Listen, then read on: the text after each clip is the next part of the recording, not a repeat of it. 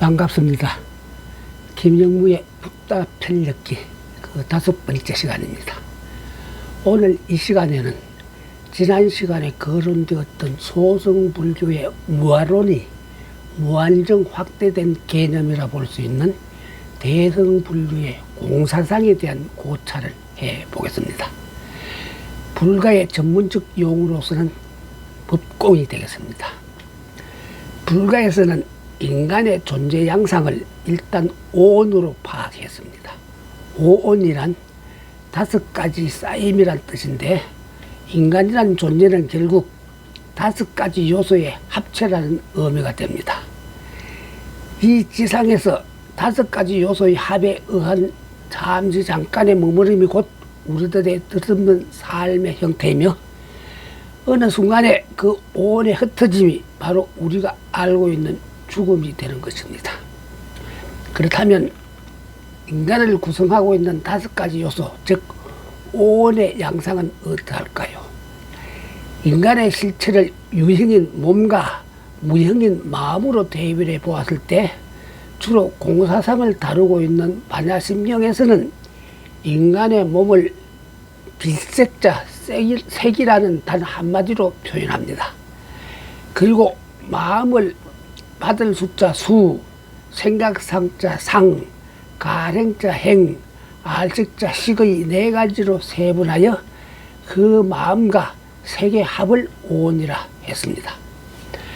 무려 4가지 요소로 마음을 세분한 그 사실 한 가지만 보더라도 불가에서는 인간의 마음을 얼마나 높은 비중으로 다루는지 알만한 일이라 말할 수도 있을 것 같습니다. 마음의 받을 수는 밖으로부터 무슨 자극을 받았을 때 그것을 느끼는 인상작용을 말합니다. 마음의 생각상은 느낌이나 감각의 인상을 정리하는 작용을 말합니다. 마음의 가행은 의지와 행위를 말함인데, 물론 잠재적이고 무의식적인 충동 등도 포함시킵니다.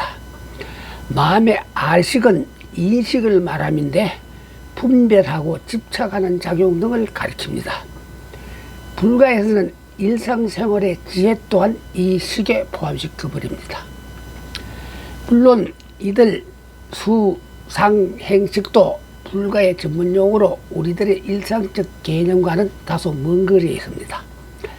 특히 무착과 세친 형제 스님들에 의해 정착된 유식학은 오온에 나타나 있는 이 식을 집요하게 탐구한 논리학에 속한다고 볼 수 있겠습니다. 다시 말하면 오온의 합이 나의 존재라는 말은 오온의 어느 한 요소에도 나로 여길 만한 무엇이 내포되지 않았다는 뜻도 되면서 반드시 오온이 합해져야만 나라는 존재가 성립된다는 결론이 되는 것입니다. 저 유명한 반야심경의 색적 시공이라는 논리가 바로 여기에서 비롯되었습니다. 이점에서 우리는 사유의 방향을 달리 한번 잡아보는 것도 좋을 듯 합니다. 가령 A와 B와 C의 합을 두고 그것이 비록 가유라는 존재라 하더라도 무엇이라는 존재라고 한다면 A와 B와 C는 또 각각 무엇과 무엇의 합으로 되어 있단 말이 되지 않겠습니까? 예를 들면 산소와 수소의 합이 물이 된다고 했는데, 산소와 수소는 각각 무엇과 무엇의 합이란 말인가 하는 식의 물음도 계속될 수가 있다는 뜻입니다. 달리 표현하면 기독교에서는 유일신이 인간을 창조했다고 하는데, 그렇다면 유일신은 어떻게 존재할 수 있었느냐 하는 식의 궁극적인 질문과도 같은 뜻이 되겠죠. 놀랍게도 붓다는 그러한 궁극적 질문에는 분명 모르겠다 하는 대답을 남겼습니다. 흡사 공자가 귀신의 문제 등은 굳이 거론하려 들지 않았던 모습을 연상시켜 주기도 합니다.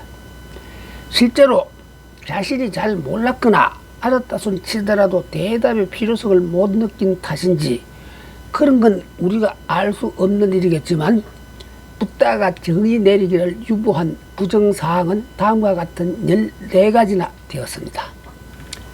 첫째와 둘째, 세계는 영원한가 영원하지 않은 것인가? 셋째, 세계는 영원할 수도 있고 영원하지 않을 수도 있는가? 넷째, 세계는 영원한 것도 아니고 영원하지 않는 것도 아닌가? 다섯 번째, 여섯 번째, 세계는 끝이 있는가 없는가? 일곱 번째, 세계는 끝이 있을 수도 있고 끝이 없을 수도 있는가? 여덟 번째, 세계는 끝이 있는 것도 아니고 끝이 없는 것도 아닌가? 아홉 번째, 열 번째, 열의 즉 부처는 사후에 존재하는가 존재하지 않는가? 11번째, 열에는 사후에 존재할 수도 있고 존재하지 않을 수도 있는가? 12번째, 열에는 사후에 존재하는 것도 아니고 존재하지 않는 것도 아닌가? 13번째, 14번째, 영혼은 육신과 동질인가 다른 것인가? 비단 붓다뿐만 아니라 위에 나열된 질문에 종교 사상적 논리가 아닌 일반적 논리로서도 이렇다 할 대답을 할 수 있는 사람은 아마 이 세상에 존재할 수 없을 것입니다. 그래서 인간의 언어는 그 한계를 찢었다는 뜻이 되기도 하며 여기에서 인간의 언어로서는 절대적인 진리를 표현할 수가 없다 하는 논리가 들덩저겨지는 것으로 나타나기도 하는 것입니다. 이른바 신비주의자들은 상징적 언어들을 동원하여 집요하게 여기에 나타나 있는 수수께끼 등을 풀어보겠다고 길을 나선 사람들에 속했습니다. 불가에서 논하는 공사상은 존재론적 의미임과 동시에 수행론적 의미도 지니고 있습니다. 아니, 수행론적 의미가 오히려 절대적이라는 사실부터 인식함이 좋을 것 같습니다. 왜냐하면 어떤 신앙 형태에 있어서나 실천, 즉 행위 뒤따르지 않는 이해는 처음부터 하등의 가치도 지닐 수가 없기 때문입니다.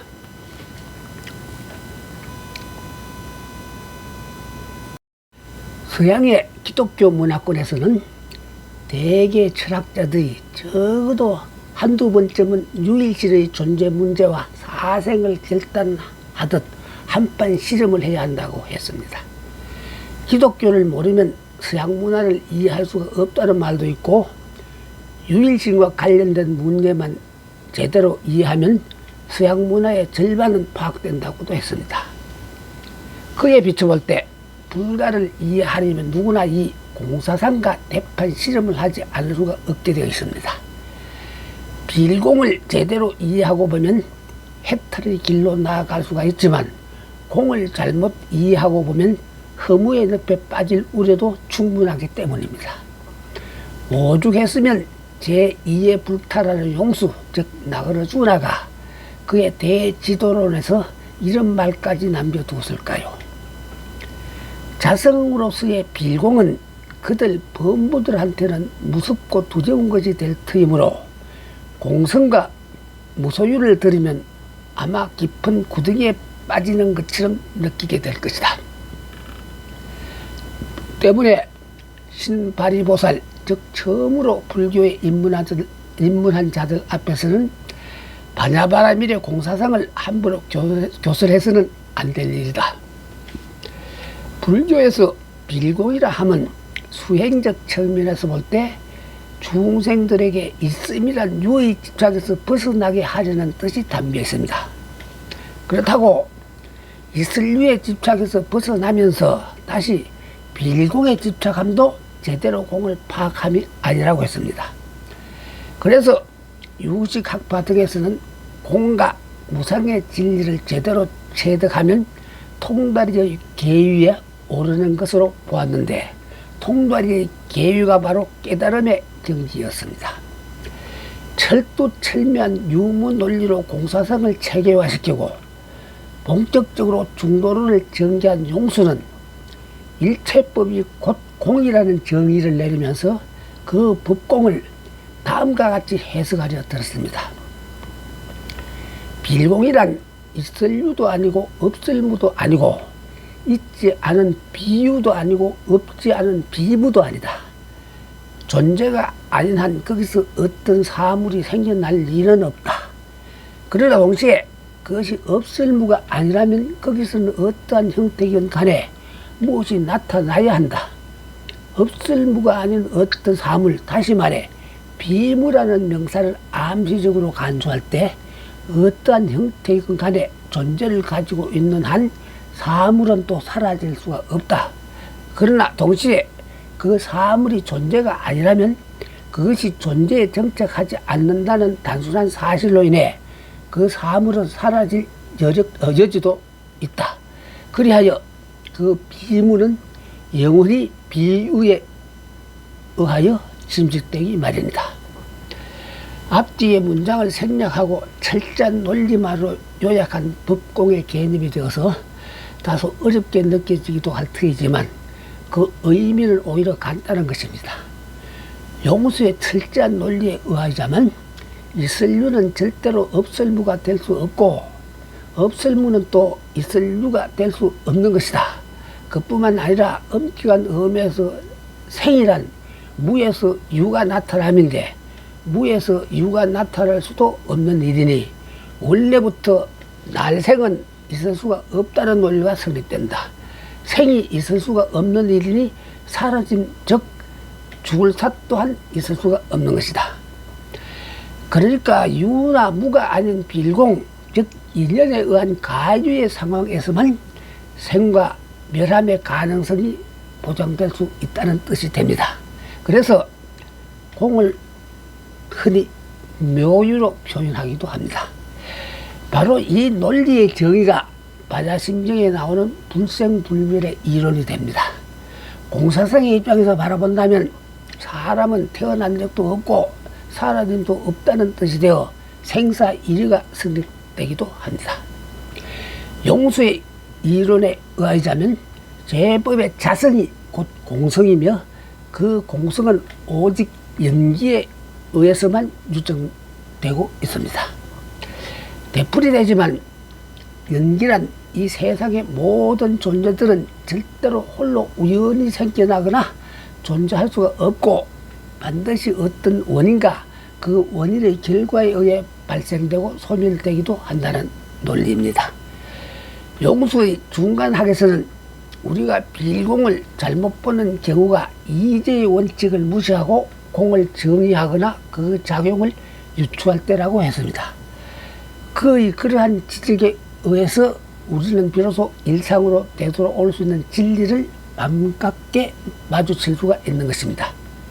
재는 사트야의 번역으로 완벽한 진리 또는 불변의 무엇이란 뜻이라 했었죠.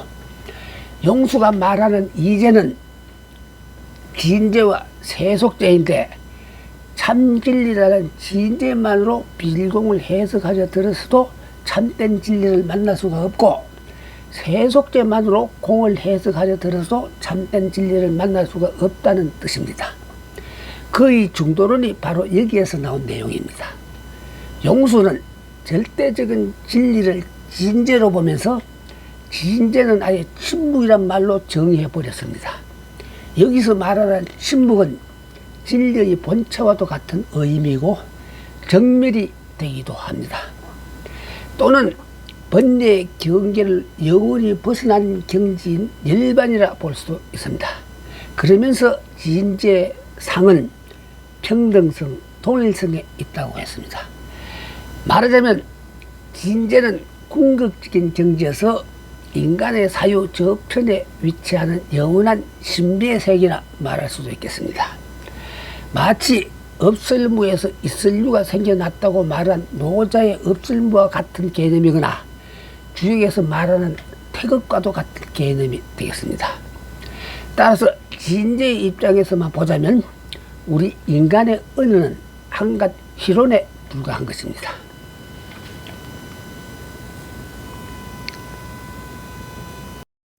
용수 또한 저희가 사용한 희론이란 개념은 농짓거리와 같은 의미로서 무가치한 소음과도 같다는 의미가 됩니다. 세속재는 사물과 사물의 관계를 제자리에 갖다 놓는 일상적 분별심을 통해 지배되는 우리의 모든 경험 세계 내의 진리이자 일반 상식적 인식의 세계입니다. 그야말로 산은 산이고 물은 물이란 말입니다. 따라서 일상의 진리라 말할 수 있는 세속제는 늘 언어와 관계를 맺고 있습니다. 언어는 세속제 활동에서 반드시 필요한 수단이 되기도 합니다. 다시 말하면 진제는 사물의 실상이 공함을 깨닫는 것이고, 세속제는 현상계 모든 사물의 인과관계를 진제, 즉 공으로 파악하고 그러한 단계에서 긍정적으로 이해함을 말함이 됩니다. 결론은 진제만이 진리가 아니라 세속제도 분명 진리에 속한다는 논리입니다. 바로 여기에서 대승불교의 위대한 논리가 표출되고 있습니다. 이를테면 빌공이 모든 사물의 자성이라는 의미에서 침묵으로 이어지는 한갓 공에 불과할 수만은 없는 일이 됩니다. 굳이 모든 사물의 자성을 정의하여 든다면 다름 아닌 연기가 됩니다. 모든 사물의 자성을 영, 즉 제로의 의미에 불과한 빌공으로만 본다면 어떤 노력이나 수행도 공한 중생을 해방시킬 수가 없다는 어처구니 없는 논리가 성립되고 맙니다.